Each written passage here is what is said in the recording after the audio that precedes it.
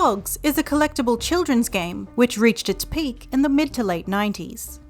The Pog itself was a small plastic or cardboard disc, usually adorned with artwork, product labels, popular TV or movie characters, or sports teams. Some were holographic, some glowed in the dark, and some were lenticular. The most expensive set of Pogs you can buy today are the 6-piece Jurassic Park set, which are apparently worth $1 million. The game itself is thought to have originated between the 17th and 19th century in Japan with the game Minuchi, which used clay discs and had similar rules. This would later develop into Menko, which instead used cards decorated with images of ninjas and samurai. In the 1920s or 30s, children in Hawaii began playing a similar game called Milk Caps, where they would collect cardboard milk caps off of milk containers for the game. In the 1950s, new packaging made cardboard milk caps obsolete. However, in 1971, Halia Kala used the cardboard caps as a promotional tool for their new fruit drink called Pog, which stood for passion fruit, orange, and guava.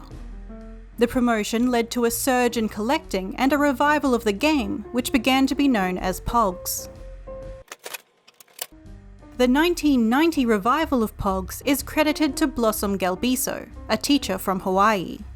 In 1991, she introduced the game she had played as a little girl to a new generation of students.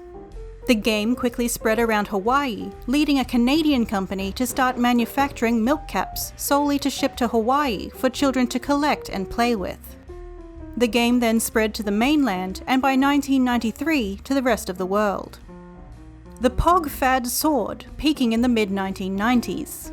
Pogs were being handed out for opening bank accounts, in Happy Meals, as prizes in bags of chips and cereals, and in packets at toy, comic book, and grocery stores. Because many children would keep the Pogs they won in games from other players, many school districts considered Pogs forms of gambling. They also proved to be major distractions from classes and the source of playground fights and arguments. This eventually led to them being banned by various schools across the US, Australia, and Sweden. Pogs rules vary among players, but the games all have common features. Each player has their own collection of Pogs, and one or more slammers, which are larger and heavier discs. Before the game, players must decide whether or not to play for keeps, meaning that players get to keep the Pogs they win during that game, and must forfeit those that have been won by other players. Each player puts down an equal number of Pogs, which may be shuffled and put into a stack face up. The player who is going first throws their slammer down on top of the stack, causing the Pogs to scatter. Any Pogs that are turned face down go to that player. Then the remaining Pogs are restacked and the next player has a turn.